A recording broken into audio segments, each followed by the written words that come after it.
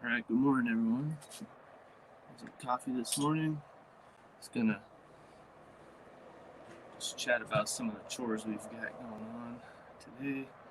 So hopefully we have some people join. I tried this on whatever that was Tuesday, and yeah, nobody joined on. So we'll see what happens today.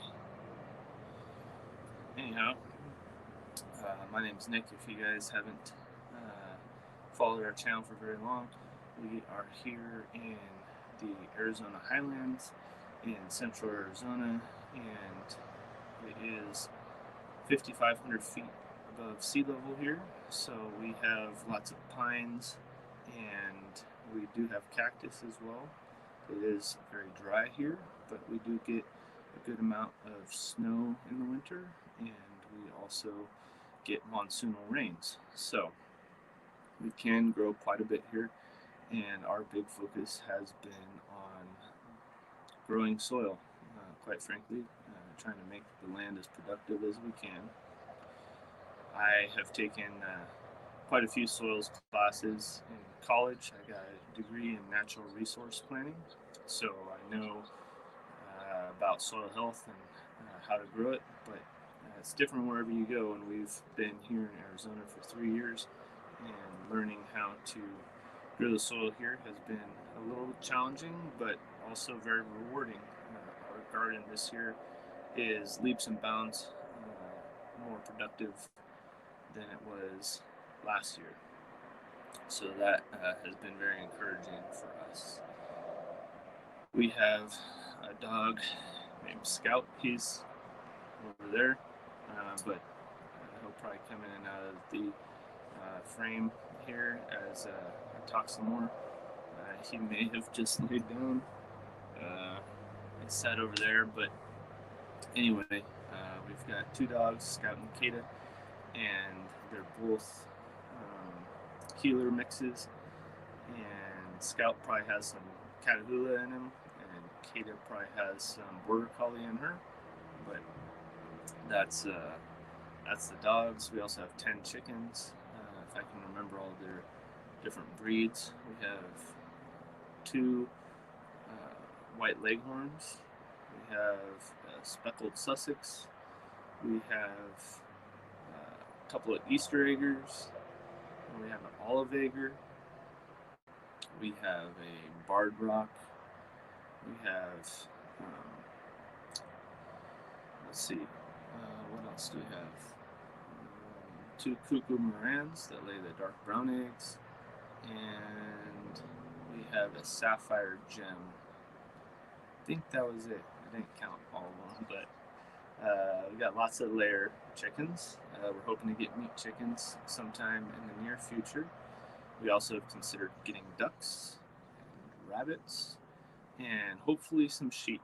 We can't have sheep on this property, but we may end up having a change here in the future. So you have to stick with us for that. But that's one of our goals, is to find a place where we can do some regenerative agriculture and grow the soil health even more.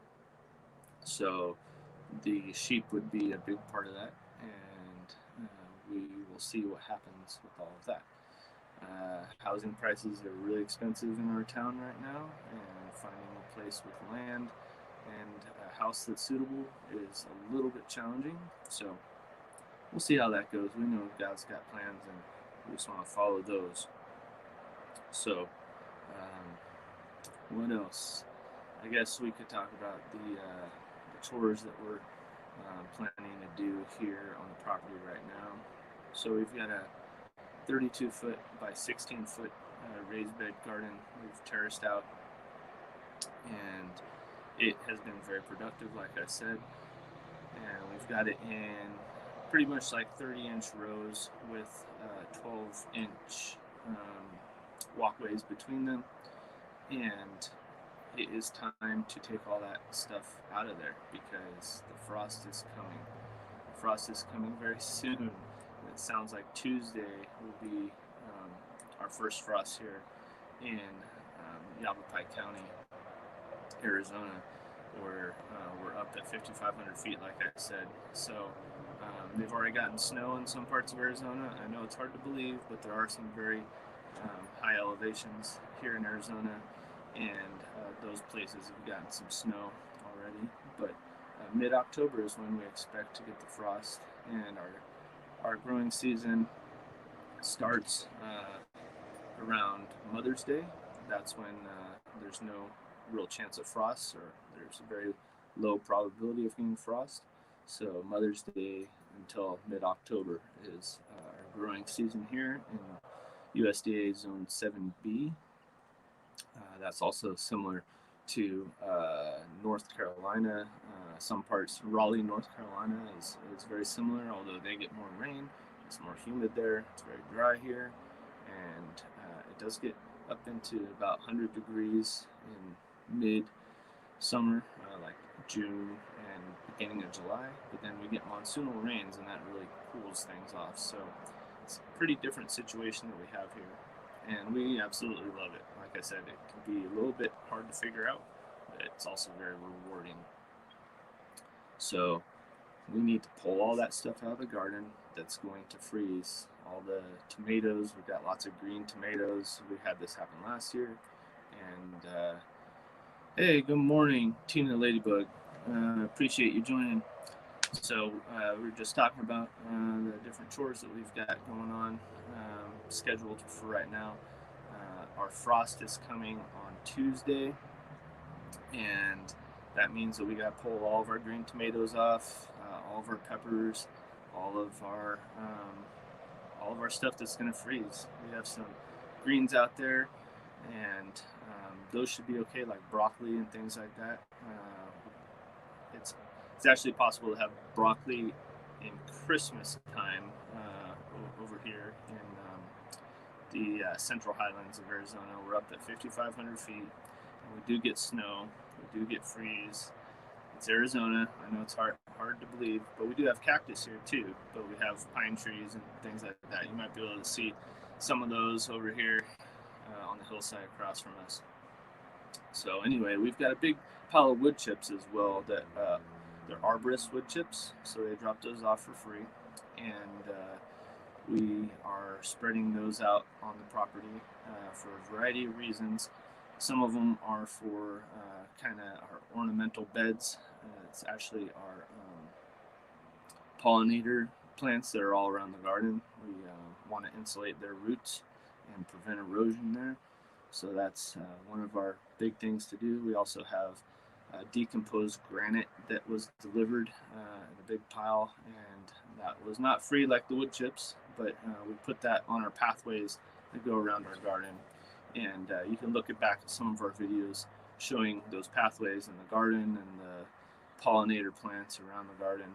But anyway, we've got a bit of chores to do right now, and compost as well is a big thing at the moment, because we're pulling out all those plants from the garden, putting them into the compost pile. We're also mixing in some wood chips in with those greens. So that's what we've got going on. Tina Ladybug, if you're still on, where are you from? I can't remember right now, but let us know where you're from, and if you get freezing temperatures there, when you might get your first frost. I'm curious to know what other people are going through and what their plans are as it gets colder. So you can probably see on the, let's see, it's on this side, on the table over here, we've got some strawberries that we just took the runner plants that put down roots, and we put those into some 6-packs.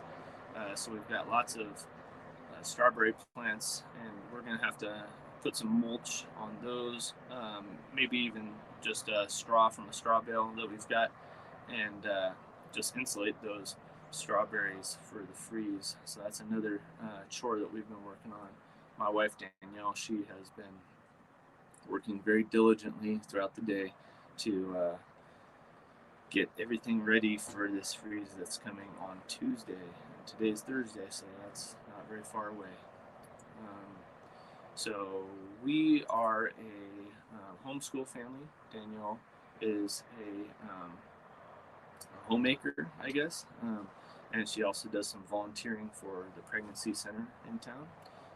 So that helps expecting mothers and expecting husbands and wives to get ready for their baby. And then they also have a baby store there that provides all kinds of supplies for those who are either expecting or have little ones, even toddlers. They've got all kinds of different things for them.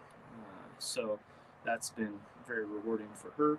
But she also is a teacher throughout the week. You can see Scout over here, his tail wagging. That's our dog Scout. But I work full time still. I am a GIS specialist, which means that I am a cartographer that works on the computer, and so I make maps for a planning company that we help our clients get through the different laws that they need to get through in order to build their projects. And it's been something I've been doing for about 20 years, but it seems like God is leading me on a new path, so we'll see what that is as time goes on. I see somebody's still on. Leave a comment and let me know who you are and what you're up to this morning. I'm grateful that we have 2 people now who are watching, so leave a comment. I don't know who you are unless you leave a comment there, but I'm testing different times throughout the day and the week to see what time might work for a good live stream. So let me know what you're up to and who you are, and I'll track this data so I can make a good decision about when we should do a live stream. So I think one of my sons or my wife is at the back door. The Scout's really happy about somebody being over there at the back door. But let's see what other chores do we have going on. We've got quite a few. Hey, thanks Tina Ladybug. I appreciate you leaving that comment, letting me know that you are working and listening. I do that as well throughout the day. I'm working on my computer, but I'm listening to people. I like catching the live streams midday because it's something I can do while I work. I don't have to take time away from work. It's much more enjoyable for me than listening to some podcast or something. But like I said, we've got to pull down our plants in the garden. They're going to freeze because Tuesday, it looks like we're going to get our freeze. If not Tuesday, it'll be Wednesday. So we need to pull those out. Hey, Grafted Branch Homestead. Hello. It's good to see you on here. I think you were talking about mealworms. Is that correct? Leave me a comment. Let me know if I'm on track there, if that was someone else. But we've grown mealworms for years. Actually, a fun fact about us: we actually raised and bred leopard geckos and sold them and shipped them all over the country. We had a website and everything. We had about 200 leopard geckos at one time in our spare room. All right, I remembered correctly. Yeah, Grafted Branch Homestead has a good video on raising mealworms. Hey, Ben's over Acres. Yeah, good morning.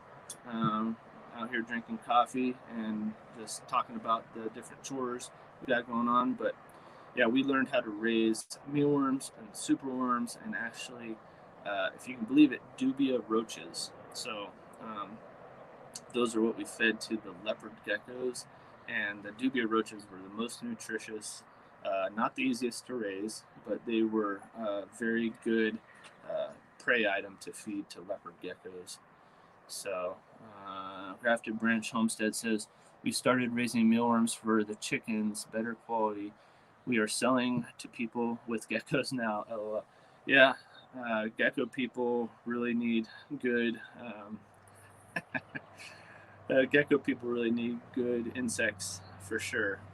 That's all the leopard geckos eat is insects. Grafted Branch Homestead is saying, "Oh man, well my chicken coop is raising roaches." Yeah, ours too. It's a challenge to keep the mice and the roaches out of the chicken run, especially. Some get in the coop, but not many. It's mostly where the chickens, they'll knock their beak through the feeder and knock all kinds of food out. So we're with you there. I turn stones and the birds go nuts. So happy to be here today.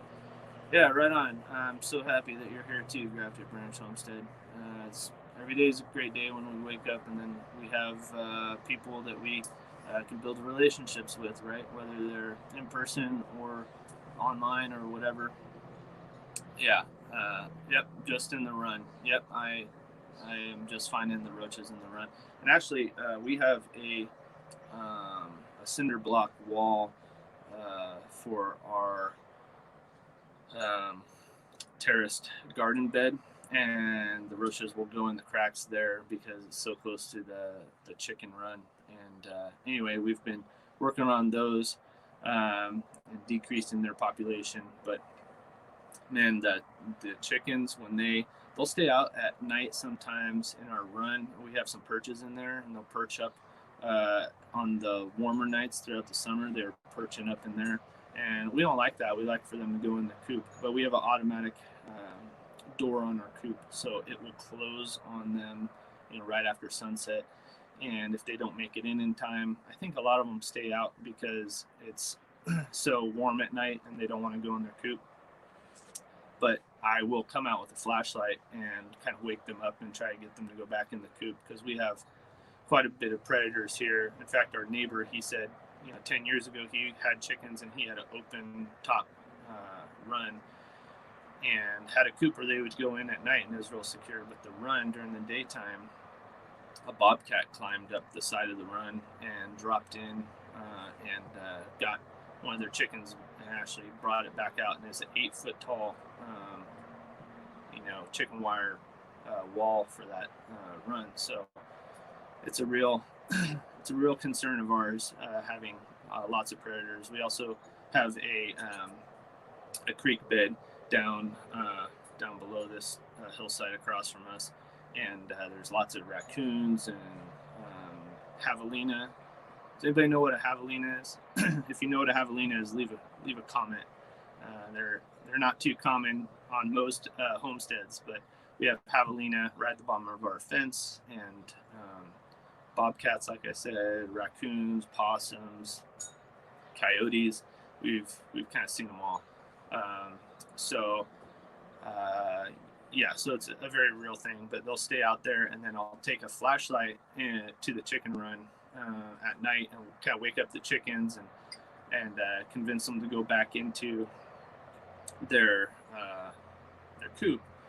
And while they're doing that, sometimes there are roaches eating the feed that the chickens have spilled out, and the chickens will eat them up. And so they often try to see if they can wake up faster than the other chickens so that they can go and get those when I come out with the flashlight. It's quite a comical routine. Let's see. Grafted Branch Homestead says, "I'm cleaning the chicken run as we speak. Maybe on and off with signal quality." Yep, I understand that. Yep, we all gotta keep at it, right? And you're also saying, yes, I built a while ago, automatic solar setup, doors, windows, run door, water, and food, all solar, and timers and photocells. Huge time saver and peace of mind. Yeah, absolutely. Anything we can do to automate some of that stuff. Our automatic chicken door on our coop it's one of the best things we ever did. Oh, you don't know what a javelina is? It's not a patalina. It's a javelina. It's spelled with a J. Javelina.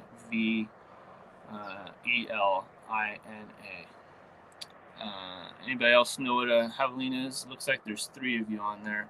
I don't know if Tina Ladybug's still on there, but Grafted Branch Homestead. What's your first name and where are you from? And when will you get your first frost if it freezes where you are? Our growing season is from Mother's Day till the middle of August, so we're pretty much done here. We got some greens and some broccoli that we're planning to grow through the fall and winter, and we're planting garlic here pretty soon. So anyway, we'll see. We we have lots of chores to do, though. I was talking about our wood chips that we're spreading a little bit later, probably this weekend. We've got to pull down all of our plants that are going to freeze.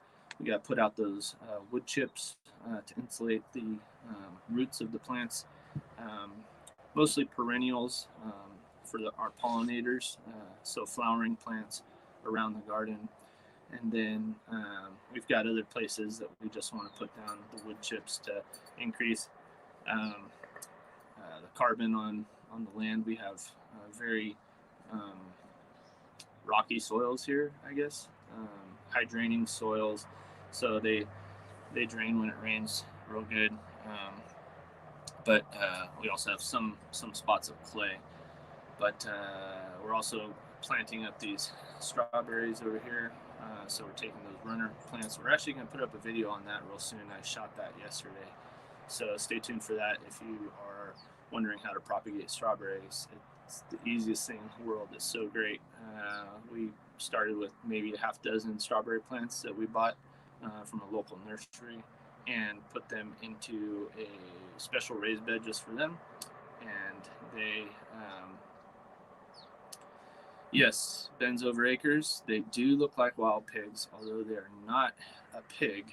They are a peccary, which is a different family, I guess, altogether. But you can hunt them over here. It's a very small window that you can hunt them with. But my son and I do some archery hunting, so we're hoping that we can get at least him on a javelina sometime soon. Our dog Scout's over there. You might be able to see him come in and out. But yeah, good job, Ben's Over Acres. They are like a wild pig, and they can be very destructive to gardens. So lots of people in Arizona have big fences with hot wire around their gardens because those javelina will root up the garden and just tear it up completely. Grafted Branch Homestead says, I have quill eggs on the way, our next adventure. So you do quail. Looking forward to the strawberry video. All right, yeah. That strawberry video should be up, I don't know, in the next couple weeks. I'm trying to save my videos and post them up every weekend. So I haven't started quail yet. We've considered it. We have people in town that do quail that we know of, and they like it a whole bunch. But right now, we may be transitioning into a different property. So we're trying to just kind of wait and see what God will have for us there and how that transition will go. So we want to get, let's see, we've got layered chickens. We want meat chickens. We want ducks, rabbits, and sheep. So we're looking for a property where we can have sheep because we can't have sheep on this property. But we're being patient, just seeing how it will go. I appreciate all three of you for continuing to join on this live stream. Not sure how long it'll go. I'm just kind of testing the waters, seeing what day and time might work out for people to watch. I've heard that mornings aren't so good and evenings are better, but evenings are hard for us. We've got lots of stuff going on, Bible study groups and youth group for the kids and different things that are bigger priorities for us. Yeah, Grafted Branch Homestead. Let God, amen. Let God lead. He knows what's best for us. Absolutely. A lot of times I think when my plans or my expectations aren't, happening, reality isn't meeting up with my expectations, I get very frustrated. There's different interruptions and things like that. But I'm learning to see those more as an opportunity to trust God and follow Him. So,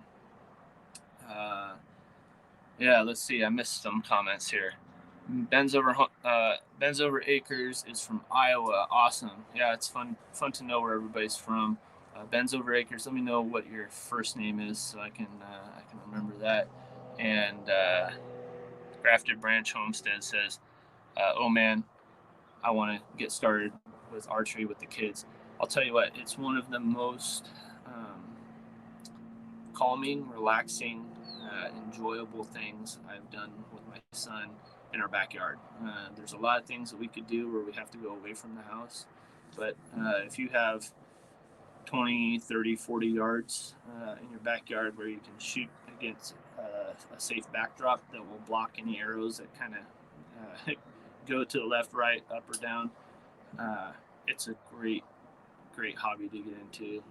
Great sport. It takes a lot of patience, but you do get better, and it's really encouraging as you get better. We've only been doing it since the beginning of the year, really, but I'm getting pretty good. I can shoot kind of like a paper plate at 40 yards and get all my arrows in there, so that's pretty good. Let's see. Ben's over acres. That's Barb. Hi, Barb. Grafted Branch Homestead says, "I'll show up whenever I can." And sheep, how cool. Yeah. So it's good to meet you, Barb. And Grafted Branch Homestead, I don't remember your first name, so sorry about that. I should probably write all this stuff down. But again, we're testing the waters, so I don't know when we'll do another live stream. If it works well, early mornings on the weekends for people, I think that might work out for me. My family likes to sleep in, but I can't. I gotta wake up before the sun comes up, so I might be up here talking to you early mornings on the weekends. I know a lot of people work and listen to this, like Tina Ladybug said. So I listen to a lot of live streams like middle of the day or in the afternoon, because we're over here in Arizona. So when people do them after work on the East Coast, I can still catch them and listen to them while I work. Grafted Branch Homestead says, "You're not alone. I get frustrated with my plans. I think God does that on purpose, so I don't get running off without him." My name's Matt, by the way. We'll hopefully be buying some acres this next year. Awesome, Matt. Yeah, great. What kind of sheep do you want to raise? I don't care.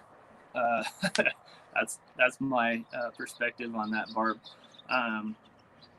Really, my name's Nick, by the way. I don't know if I mentioned that since you guys got on. I mentioned in the very beginning, but I'm last in bed and first up, Matt says. Yeah, me too, man. Lex Myers, is that a breed of sheep? I don't know. There's a few breeds of sheep I know about and that we may be leaning towards, but we're still investigating that, and we don't have a property for them yet. So it doesn't really matter to me though, Barb, because what we want to do is use the sheep to do regenerative agriculture. It's hard to say. Regenerative agriculture, basically building soil with the ruminants. So we will be rotating them through whatever land we get to graze the land. Basically, graze a third, trample a third, save a third is kind of the mantra that a lot of the regenerative agriculture people talk about when they're rotating. So the idea is to limit parasites to the sheep, to give the land a rest, and to graze it and improve its fertility, and have the hooves trample the ground a little bit, knocking off the crust that's there, and come back after about a month or so and graze it again. So there's lots of great case studies on building soil fertility and soil health with ruminants and rotational grazing. And you can do a heavy load of animals on a small piece of land, but as long as you move them quick enough. So that is our idea. My wife likes baby doll sheep. I like hair sheep. I don't want to be shearing sheep, so that's kind of my thing. But I love merino wool products too, so I could see us going to merino sheep. But yeah, hair sheep seem like they're a great dual purpose breed, like you're saying, Barb. And so we're not sure yet. And maybe we'll get a variety. I have no idea. But we probably will only get like 2 to 4 sheep. Well, it depends on what kind of land we can find. But if we find a good quality soil, nice house, then our land will probably be somewhat limited. We're looking at just 2 to 5 acres, to be honest, but we need a place that has good soil. That's kind of my biggest priority. I've studied soils pretty extensively when I was getting my natural resource planning bachelor's degree. So I know about the soil and how that's one thing that you really can't change about your land too much. You can improve that soil, but what you start with, the foundation, it's really hard to change a lot of that. And so these places that have a soil that has the eroded particles from kind of upstream from many years ago tend to be better. Those kind of flat areas beneath a mountain, they tend to gather up those soils that the water has eroded down, and that's what I'm looking for. So hope that all makes sense. We'll have lots of videos on that if and when we do find a good property for that. But right now we're on less than a half acre, and we're growing tons of food, and we've got about 8 to 10 chicken eggs a day coming in. So it's really good for our family of 4. It's been great. Lots of salsa and tomato sauce has been made this year, and we've had corn and beans and carrots and beets and salad greens, and all kinds of great meals have been eaten this year from us building our fertility on this land, especially in our terraced off 32 by 16 garden that we've built up. Last year the fertility was not there, and it was very obvious. We grew some plants, but it was hard. We were struggling with trying to get the amendments going, and we had done cover crops that winter before, and it helped, but it didn't help nearly enough. So there were definitely patches in that garden that had good fertility and were growing the plants well, and then there's other spots where they're just struggling. So it was here sheep seem a little more parasite resistant. Yeah, Barb, that's something that we are looking into as well. Hopefully with rotating them long enough, the parasites won't be an issue, from what I've read and seen, but I'm sure that there are varieties or breeds of sheep that are more parasite resistant, and that is something that cannot be overlooked. We are definitely looking into that. So thanks for the information there about hair sheep being more parasite resistant. We'll look into that and see what kind of conclusions we come to. So yeah, soil fertility, how we built it in our 32 by 16 garden was really just with a lot of compost. I can't stress it enough how valuable compost is, and you can basically make it for free if you're patient enough, and I highly recommend that. I call it growing compost, but it's really building compost. I treat it like a living organism that needs to be covered up and insulated and watered and all those things that you would do for a living plant or animal. I guess you could see it that way too. But like this freeze is coming, and I'm wanting to insulate our different compost piles and bins as much as I can. You want to make sure they don't get too much water, but they do stay moist. And so there's lots of stuff that I've learned about compost just over the last few years that has been so valuable. But it's a patient process, but it really helped our garden this year, building compost throughout the year. So we tend to save all of our browns. Greens are harder to come by. Here we don't have we don't have a lawn or some green producing area in our yard throughout the year, especially in winter. Everything kind of dies back.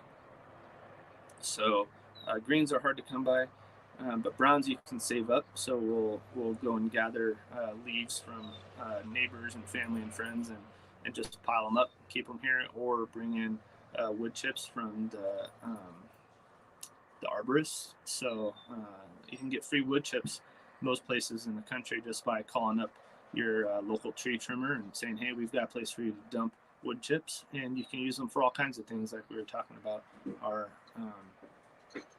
pollinator plants around the garden. You can put them around their roots to insulate the roots and to prevent erosion, and that actually builds up soil fertility after a while too. A lot of people will think that wood chips will suck out nitrogen from your soil, and that is true, but it's only the very surface, and it's only for a short period of time. So again, it's the long game. You want to build up the soil fertility, and keeping that soil covered, in my opinion, is way more valuable than worrying about nitrogen getting leached. You can always add in more nitrogen. You could spray on, fish emulsion or whatever else that you might need to do to get that nitrogen level up. But it's really hard to cover soil that doesn't have anything growing on it. So, and those wood chips are weed suppressors too. So anyway, I'm a huge fan of wood chips and compost to build up your soil. So grafted branch homestead, Matt says, agree, looking for land in Arizona still. We compost so much, keep the ground moving and alive. Absolutely. Yep, we are looking for land right here in Arizona, outside the area of Prescott, Arizona. So probably within an hour of Prescott. They've got lots of good stores, and we just love the town. So it's surrounded by national forest too, and that's a big priority for us. We are outdoors people. I ride mountain bikes a lot, and we also like riding horses and hiking and taking our dogs out there. Scout, come. See, he's gonna come. No, the boys just woke up, so he loves our boys, and he greets every one of us when we wake up. It's pretty hilarious. So Barb at Ben's Over Acres says, "You're so right about soil. It needs to be alive." Yeah, it's one of the most valuable things that we have, and I get just crushed when I see farmland turn into housing tracts. It's like my biggest pet peeve to see good fertile land that's gone forever. It's horrible. It hurts just talking about it. Matt says, my wife's over in our garden right now picking strawberries. Yeah, awesome. Sounds like we've got a lot in common, Matt. Yeah, I think my wife Danielle's going to be out probably doing more strawberry stuff, taking down a lot of the tomatoes today. Just took down all the corn, and I think that was yesterday or the day before. Anyway, our compost pile just, we've got, let's see, 2 compost bays that we made out of pallet wood. So I went and found some pallets and built them up into compost bins, and those work great. Those insulate the compost piles a little bit more, which is nice, and kind of keep them more vertical than letting them kind of spill out horizontally. But we also are doing the welded wire baskets. So they're probably like a 3-foot diameter and 4 foot tall, I think. Probably like a 4 foot tall welded wire. And then we just got those from a friend.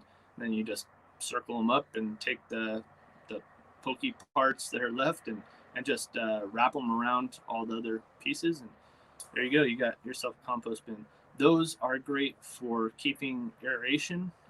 So there's lots of air that comes in from the side on those, but they dry out real fast. So I recommend putting a tarp over them if you're in a dry climate. If you're in a humid area, it's probably not such a big deal. But the key to all the compost building that I found is make a layer and then water it down. Just get it soaking wet. Put another layer down, soaking wet. And usually I'll do greens, brown, build kind of like a layered cake. And if you can build that real quick, that's better, I've found, than building it slowly. So if you have a lot of material, it tends to break all of it down faster than having the bottom part broken down and then slowly everything else breaks down. So if you build it all at once, I found that really helps out. And then if you turn it like a week after you build it, or half a week, and then turn it every other day, if you can do that, that's a lot of labor, a lot of time. But if you can do that, you will build compost very quickly. And it's one of the most valuable things we have. So building soil fertility. And the funny thing is, it's like this snowball effect. You have a small snowball and it gets rolling down a hill, and grows into this big, giant snowball. If you build your compost, put that in the garden, plant some plants, grow those, take those plants, put them in the compost, like, it really, really builds up huge, really quickly if you can continue to build that fertility, because the plant roots. So we practice no-till, where we cut the plants off at the root level, unless they're root vegetables like potatoes or carrots. We've grown both of those this year, and it's been great. But you obviously have to pull those out of the ground. But the idea is basically minimal disturbance to the life that's below the soil. So keep that all intact. All those roots that are there, when you cut it off at the ground level, those roots will start decomposing, and you'll just have even more life in the soil. And then you just plant right next to that plant, hopefully between the plants. But it really, really helps. Let me tell you, I can't believe how much we've rototilled in the past. Rototilled our whole garden, fluffed up the soil, make the soil look real good and fluffy. And it looks good to the eye because you can see stuff. But all of those microbes and life in the soil gets hit by the sun and it dies. So I don't recommend it. I don't like it. I'm a big fan of the no-till method, but it is something to try. That's all I can say. Try it yourself and see what you think. But what we do is we just pile more compost right on top of those cut plants. Basically, cut them at the soil. Like the corn is a good example. Corn is so fibrous, you'd think, oh, why would I want to leave all that there? Gotta yank that thing out of there. No, don't do it. Just cut it right at the soil level, throw compost on top of it, and plant a plant, right between where those two corn plants were. Whatever the next one is, probably not corn, right? You want to cycle through. So don't plant the same plant there, because there's disease and pests and things that will hone in on that. That's why, the monoculture stuff, they have so many problems, and they gotta go in with sprays and all kinds of other stuff to mitigate for those problems, because the pests and disease see all that monoculture of corn. They can just hit this one, hit that one, both above ground and below ground. The disease and pests can really run amok on when it's just one type of plant. So that's what we do. We plant something different there. So whether it's carrots or potatoes or kale or broccoli or whatever, we'll plant something different. And we'll usually plan it out a couple seasons ahead. So this is beets this year, and then it's going to be corn, and then it'll be arugula, or we try to make it a different type of plant too. So anyway, let us know if you've experienced any thing like that, if you've changed over what type of plants are there. But the basic idea is that even though that corn is very fibrous, that corn root will break down over time, and if you pile compost on top, again, it gives a new layer of fertility for those new plants. And all of those roots are decomposing, and all of the soil life is still intact and ready to help that next plant that comes in. So we found it to be super helpful, really, really beneficial to our garden. And so if you keep growing more and more just mass, right, just the mass of material, you can make more compost, put more compost down, grow more plants, and it becomes this snowballing effect. So, Matt, I'm thankful for your comment. Thanks for the encouragement. Good tips. It's just what I've learned from other people. This isn't stuff that I've made up. I've just found it and have to share it. Let's see. Did I miss anything else? Oh yeah, Matt from Grafted Branch Homestead says, I let the chickens in the compost every few days for pest control. They turn it real well in our pallet ones. Yep, I've had our chickens in there before too, and yeah, they do a great job getting it. So Matt from Grafted Branch Homestead says, been thinking about no-till. Guess I'm gonna go that way next year. Yeah, go for it, man. It's really, really good. We found it to be wonderful. Some good tips. All right, I've been going for 45 minutes, and there's a couple of you on still. I'm pretty sure Matt from Grafted Branch is still there. I don't know if Barb is still on or Tina, but anyway, appreciate you all for joining us. Maybe I'll do these on Thursday mornings, but anyway, appreciate you all, and hope that you have a great weekend, and that the frost doesn't get to you too soon. So I'm Nick from Highland Homesteading. Thanks so much for watching. We'll have more videos for you guys real soon.